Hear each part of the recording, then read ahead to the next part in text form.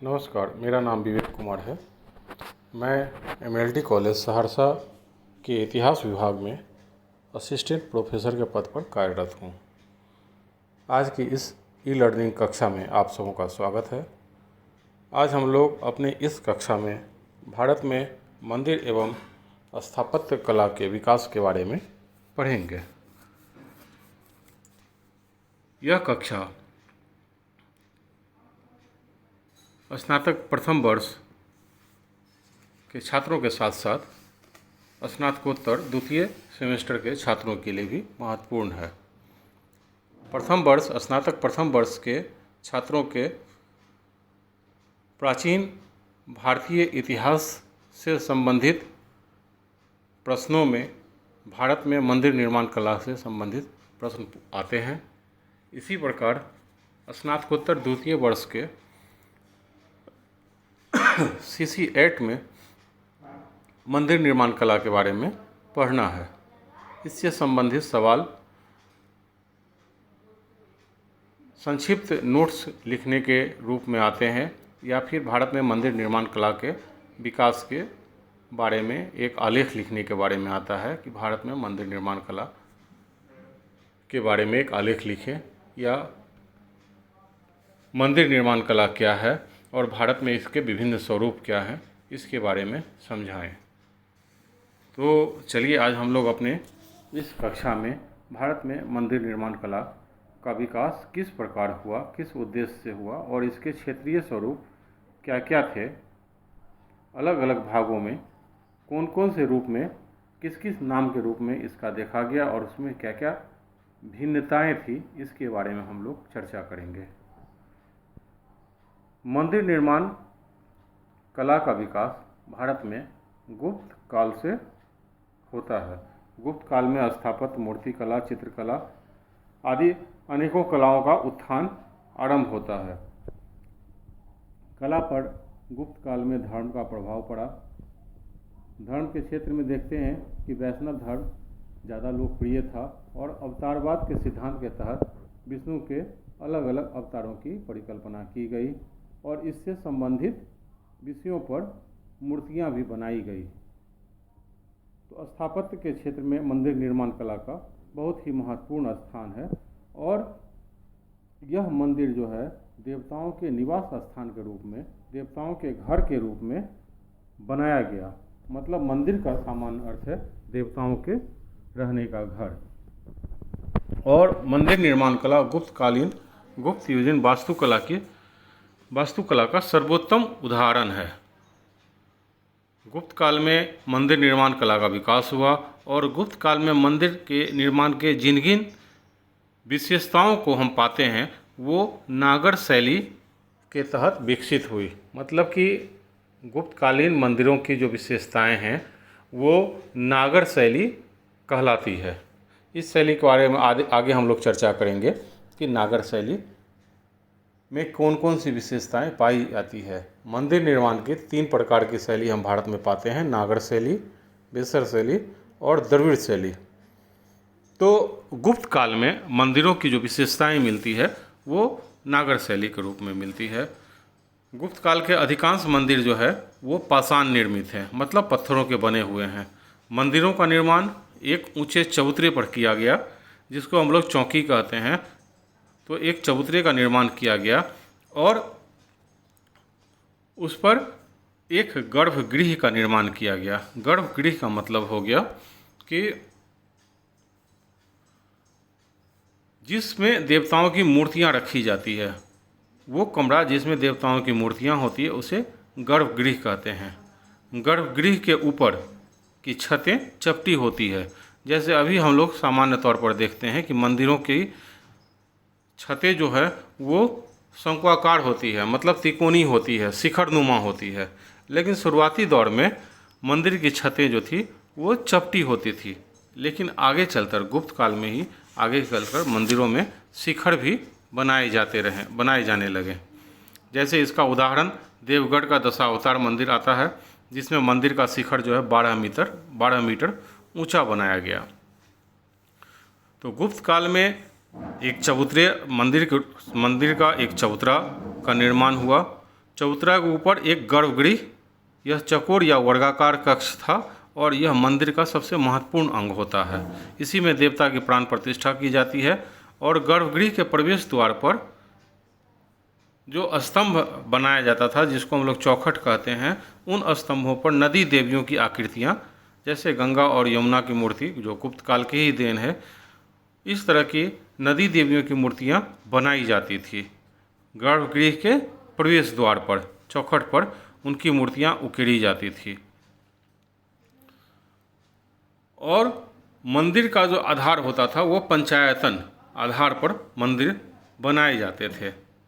पंचायतन शैली का सबसे सर्वोत्तम उदाहरण देवगढ़ का दशावतार मंदिर है। तो इस समय में गुप्त काल के मंदिर की प्रमुख विशेषताएं जो हम पाते हैं वह गर्भगृह की संरचना, प्रवेश द्वार पर अलंकरण, सपाट शिखर और पंचायतन आधार, ये अधिकांश मंदिरों की विशेषताएं हैं। एक चौकी पर गर्भगृह का निर्माण जिसमें देवताओं की मूर्ति रखी जाती थी, प्रवेश द्वार पर अलंकरण, सपाट शिखर मतलब जैसे अभी मकान का छत होता है उस तरह सपाट शिखर, और पंचायतन षटकोणीय आधार, एक आधार बनाया जाता था। ये प्रायः अधिकांश मंदिरों में, गुप्त काल के अधिकांश मंदिरों में ये विशेषताएं पाई जाती है। मंदिर जो हैं वो पाषाण के बने होते हैं। हालांकि गुप्त काल में ही कुछ मंदिरों में ईंटों का भी प्रयोग किया गया। जैसे कानपुर जिले में भीतरगांव का मंदिर जो है उसमें देखते हैं कि ईंटों का प्रयोग किया गया। यह मंदिर में ईंटों का प्रयोग का प्राचीनतम उदाहरण भी है। इसी तरह मंदिर का चौखट जो है, आगे का द्वार, वो डॉट पत्थर के रूप में चैत्याकार मेहराब कहते हैं बिल्कुल गोल संरचना को। तो ये चैत्याकार बिल्कुल गोल नहीं होकर चैत्याकार मेहराब का भी प्रयोग किया गया।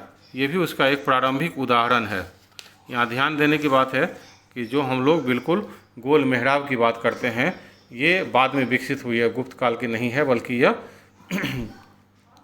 जब भारत में सल्तनत काल आता है तो ये सल्तनत काल की देन है। हम लोग देखते हैं कुछ विशेषताएं कुछ प्रमुख मंदिरों को देखते हैं जो गुप्त काल में बनाए गए। गुप्त काल में जब मंदिरों का निर्माण हुआ उसके बारे में देखते हैं। तो सबसे प्राचीनतम साक्ष्य जो है वो सांची का मंदिर है मध्य प्रदेश में। ऐसे भी गुप्तकालीन मंदिरों में सबसे अधिक मंदिर जो है वो मध्य प्रदेश से प्राप्त होते हैं, और इसमें भी गुप्त काल का सबसे प्राचीनतम मंदिर सांची का मंदिर है। सांची का मंदिर जो है वो एक प्रारंभिक मंदिर है जो एक आयताकार चबूतरे पर बनाया गया था। इसकी छत सपाट है, गर्भगृह है और उसके ऊपर सपाट छत है। यहीं से माना जाता है कि पहला मंदिर जो बनाया गया गुप्त काल में वो सांची का मंदिर होगा। इसके अलावा बहुत सारे मंदिर गुप्तकालीन मिले हैं, जैसे तिगवा का विष्णु मंदिर मध्य प्रदेश के जबलपुर जिले में है। इसमें भी नृसिंह भगवान की प्रतिमा रखी गई है। उसी तरह मध्य प्रदेश में ही भूमड़ा का शिव मंदिर है। इसमें शिव की मूर्ति स्थापित है। शिव जो है वो रत्न जड़ित मुकुट पहने हुए दिखाए गए हैं। जटाओं के बीच में अर्धचंद्र और ललाट पर त्रिनेत्र अंकित है। नचना कुठार का पार्वती मंदिर। इसी प्रकार सतना जिले में विष्णु मंदिर, सतना जिले में पिपरिया से प्राप्त विष्णु मंदिर भी इसी प्रकार का मंदिर है। इस मंदिर की विशेषता यह है कि यह बौद्ध स्तूपों के अनुकृति पर हुआ है। स्तूप का मतलब हुआ बौद्ध की संरचना, बौद्ध के अवशेष पर जो अर्धवृत्ताकार उल्टी कटोरी नुमा संरचना बनाई जाती है उसे हम लोग स्तूप की संरचना कहते हैं। स्तूप के बारे में फिर हम लोग किसी कक्षा में चर्चा करेंगे। स्तूप की संरचनाओं के बारे में भी डिटेल में पढ़ेंगे। तो स्तूप की तरह मंदिर का निर्माण हुआ है। गुप्त काल का सबसे महत्वपूर्ण मंदिर जो है वो देवगढ़ का दशावतार मंदिर है। यह उत्तर प्रदेश के झांसी जिले में पड़ता है। देवगढ़ का दशावतार मंदिर नागर शैली का पहला पुरातात्विक उदाहरण इसी मंदिर को माना जाता है, जो पंचायतन शैली में बना और गुप्त काल का यह सबसे सुंदर मंदिर है। इसमें गुप्तकालीन मंदिर की लगभग सभी विशेषताएं मिलती है। मंदिर के दीवार पर विष्णु के विभिन्न अवतारों के दृश्य बनाए गए हैं, जैसे शेषशायी विष्णु, नर नारायण की तपस्या या रामायण महाभारत और कृष्ण लीलाओं के दृश्य भी इसमें अंकित हैं। देवगढ़ मंदिर में शिव को एक योगी के रूप में प्रस्तुत किया गया है।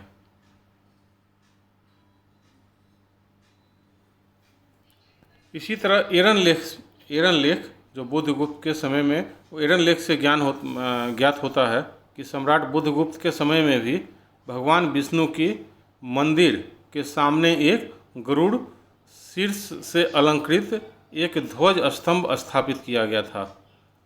ध्वज स्तंभ के साथ एक मंदिर का निर्माण भी किया गया था। हालांकि यह ध्वज स्तंभ आज भी एरन में विद्यमान है, लेकिन अभिलेख में लिखा हुआ है कि वहाँ भी एक मंदिर बनाया गया था। इसी प्रकार छत्तीसगढ़ में रायपुर ज़िले में लक्ष्मण मंदिर, सिरपुर का लक्ष्मण मंदिर है। ये भी ईंट के, यहाँ पर एक राम जानकी का मंदिर है जो ईंट के द्वारा, ईंटों से निर्मित है। तो ये जो है गुप्त काल के मंदिरों की प्रमुख विशेषताएं थी और गुप्तकालीन मंदिरों के कुछ उदाहरण दिए गए थे। इसमें अधिकांश मंदिर जो है वो या तो विष्णु से संबंधित है या फिर शिव से संबंधित है। और मंदिर का निर्माण कला की शुरुआत गुप्त काल से ही मानी जाती है। यह वस्तुनिष्ठ प्रश्न के रूप में भी बराबर पूछा जाता है कि भारत में मंदिर निर्माण का प्राचीनतम साक्ष्य किस काल से जुड़ा हुआ है, या फिर सबसे पहले जो है नागर शैली विशेषताओं से युक्त सबसे प्राचीनतम मंदिर किसे माना जाता है। गुप्त काल के कुछ प्रमुख मंदिर सारनाथ में भी बने हुए हैं जो गुप्तकालीन मंदिर ही हैं। बौद्ध मंदिर ये भी गुप्त काल के मंदिर माने जाते हैं। सारनाथ का विशाल धमेख स्तूप भी इसी समय बना हुआ है। तो आज की कक्षा में हम लोग इतना ही चर्चा करते हैं कि मंदिर शैली की शुरुआत कहाँ से हुई और गुप्तकालीन मंदिर जो मंदिर निर्माण कला की शुरुआत गुप्त काल से हुई। तो ये मंदिर प्रारंभिक अवस्था में कैसे बनाए गए थे और किस रूप में ये बने, इसके उदाहरण कहाँ कहाँ ये मंदिर पाए गए। अब इसी कक्षा के दूसरे भाग में हम लोग यह देखेंगे कि ये जो मंदिर शैली का विकास हुआ तो ये बाद में किन किन शैली के रूप में विकसित हुई। क्या पूरे भारत में इसका स्वरूप एक ही था या फिर अलग अलग हुआ, ये हम लोग अगली कक्षा में फिर देखते हैं। तब तक के लिए इतना ही, धन्यवाद।